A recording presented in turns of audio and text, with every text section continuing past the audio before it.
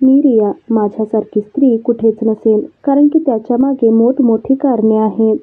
आता या गोष्टीला 2 वर्ष झाली. एका मध्यमवर्गीय कुटुंबात लग्न होऊन गेले होते. माझ्या सासरची सर्वजण चांगली होती.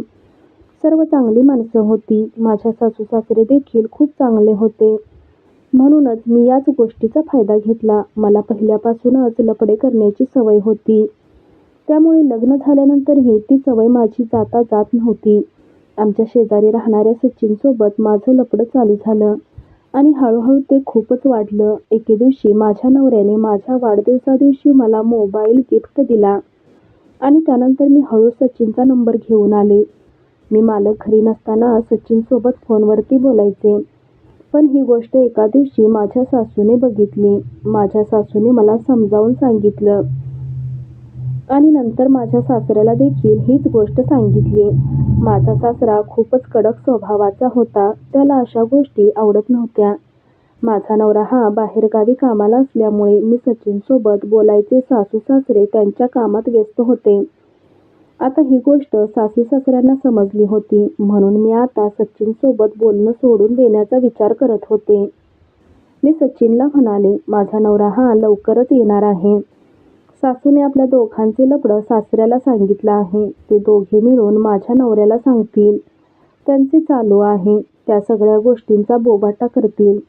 त्यापेक्षा आपण इथून पुढे एकमेकांना भेटायचं नाही किंवा बोलायचं नाही असं ठरवणार. तेवढ्यातच सचिन म्हणाला, ठीक आहे, परंतु आपण तशी तर एकमेकांच्या जवळ येत होतो आणि अजून बाकीच्या गोष्टी बाकी आहेत. तू तसं करू नकोस. माझं तुझ्यावरती खूप प्रेम आहे आणि आपण एवढे दिवस एकमेकांवरती प्रेम केलं आहे आणि त्यामुळे मी तुला सोडून जाऊ शकत नाही. मी म्हणाले, तू खूपच वेड्यासारखं करू नकोस, कारण तुझ्या गोष्टी म्हणतोयस त्या गोष्टी सोप्या नाहीत. आणि मी असं बोलल्यानंतर सचिन मला म्हणाला, मला तू भेटायला ये. आणि रिया म्हणाली, कशासाठी? सचिन म्हणाला, मला आज तुझ्यासोबत खूप वेळ घालवायचा आहे. शेवटचा वेळ. त्यानंतर मी तुला कधीच भेटणार नाही. असं म्हणून त्यांनी मला संध्याकाळी भेटण्यासाठी बोलवत होता. मी घरी गेले. माझे सासू-सासरे माझ्याकडे वेगळ्याच दृष्टीने बघत होते. ते पाहून मला खूपच भीती वाटू लागली होती. ही गोष्ट माझ्या नवऱ्याला समजली तर मला असं वाटू लागलं. मला कसं तरी होऊ लागलं. माझ्या नवऱ्याची मला खूप भीती वाटू लागली होती. मला भीती वाटत होती की माझा नवरा मला घटस्फोट तर देणार नाही ना? माझ्या आयुष्याचं काय होईल? मी माझ्या नवऱ्याला असं करू देणार नाही. त्यामुळे मी शेवटचं सचिनला भेटण्यासाठी त्या दिवशी मला त्याला भेटण्यासाठी जाग आली नाही आणि म्हणूनच दुसऱ्या दिवशी सचिन मला फोन करू लागला होता आणि मला म्हणाला, मी काल सांगितल्याप्रमाणे तू मला भेटायला का आली नाहीस? तेवढ्यात मी म्हणाले, अरे मी येणारच होते, परंतु तेवढ्यात माझ्या नवऱ्याचा मला फोन आला आणि मी फोनवरती हेच बोलण्यात व्यस्त झाली. माझ्या लक्षातच राहिलं नाही. मला लवकर आठवलं नाही आणि मी तिथेच बसून राहिले. म्हणाला, अगं आता असं पुढे तर कसं होईल? तेवढ्यात तो म्हणाला, ठीक आहे, असू दे. आता मी संध्याकाळी येतो. असं म्हटल्यानंतर मी त्याला म्हणाले, अरे तसं करू नकोस. माझे सासू-सासरे घरीच असतात. तेवढ्यात तो म्हणाला, त्यांचं काय करायचं ते माझ्यावरती सोड. असं म्हणून त्याने फोन ठेवला. आता संध्याकाळी तो कधी येईल असं मला वाटत होतं. तो संध्याकाळी घरी आला आणि नंतर रात्रभर आमच्यात खूपच धिंगाणा झाला. सचिन माझ्या रूममध्ये आला आणि आत आल्यानंतर त्याने माझ्यासोबत नवऱ्याप्रमाणे त्या गोष्टीही करू लागला. पुढे हळूहळू स्वतःला माझा नवरा समजू लागला होता आणि त्याचप्रमाणे त्यांनी रात्रभर माझ्याशी शारीरिक भूक भागवली होती. वेगवेगळ्या पद्धतीने त्याने मला हवं तसं प्रेम केलं होतं. माझं पूर्ण अंग हे लाल केलं होतं आणि ओलंही झालं होतं. मला आठवत आहे, मी खूप ओरडू लागले होते, सोड सोड, तरीही तो ऐकतच नव्हता. त्याने माझे हात एका हाताने दाबून धरलं होतं आणि दुसरा हात कमरेवर ठेवून खूपच जोरजोराने एखाद्या राक्षसाप्रमाणे तो माझी मारू लागला होता. त्यावेळेस मला असं कसं तरी होऊ लागलं होतं. खूप त्रास होत होता. माझं शरीर खूप दुखत होतं. त्याच वेळेस मला मारताना जोरात जोरात आवाज येऊ लागला होता. असा वेगळाच आवाज येत होता. म्हणून मी त्याला थांबवण्याचा प्रयत्न करत होते. कारण माझे सासू-सासरे याची खूप भीती वाटत होती. त्यांना जर कळालं तर माझी काही खैर नाही. परंतु काहीच झालं नाही. त्यानंतर सचिन खूप जोरजोरात करत होता. त्यानंतर तो एकदमच शांत झाला. घामाने पूर्ण ओला झाला होता.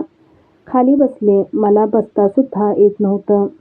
आणि मी त्यांना म्हणाले, "तू आज वेगळ्याच मूडमध्ये होतास." तेवढ्यात तो मला म्हणाला, "मला तुला विचारायचं आहे.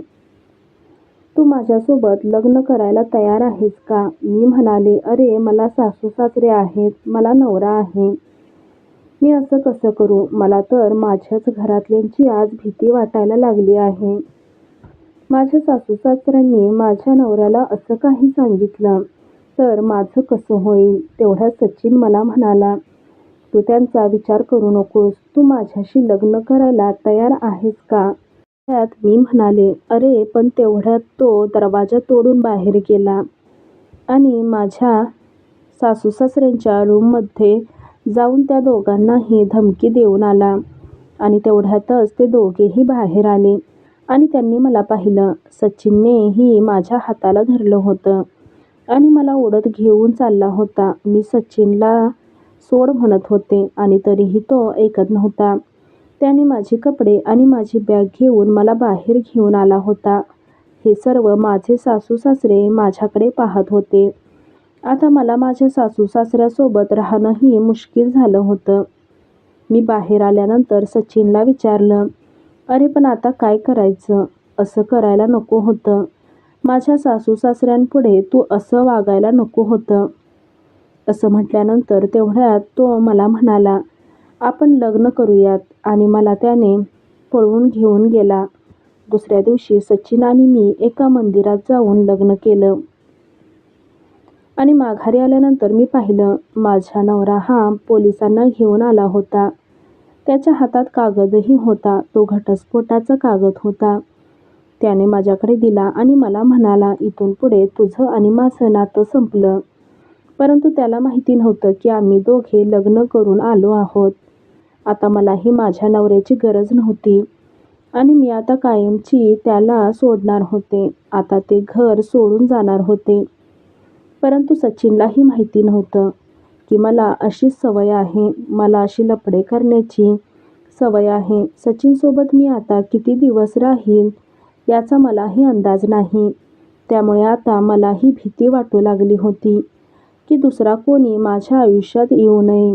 परंतु मी जे केलं ते माझ्या सवयीमुळे केलं. परंतु यात मी कुठे स्थिर राहिले नाही. हे आज एकासोबत तर उद्या दुसऱ्यासोबत होते. आणि यात माझी एक स्त्री म्हणून सुद्धा खूपच गेली होती. मला काय करावं हेच आता समजत नव्हतं. त्यामुळेच मी लग्न करून दिले असताना देखील सुद्धा माझा नवरा मला घटस्फोट देऊन निघून गेला होता. त्याने सुद्धा दुसरे लग्न करून सुखात राहिला. परंतु माझं काय? आता उद्या ही गोष्ट सचिनला कळाल्यानंतर काय होईल? परंतु मी माझ्या नवऱ्यासोबत खूपच वाईट वागले याची मला खंत वाटते. मी जे केले ते इतरांनी करू नये म्हणून मी माझ्यासोबत झालेला प्रसंग तुम्हाला सांगितला. यातून तुम्हाला बऱ्याच गोष्टी शिकायला मिळतील. बाकी तुम्ही समजूतदार आहात. धन्यवाद.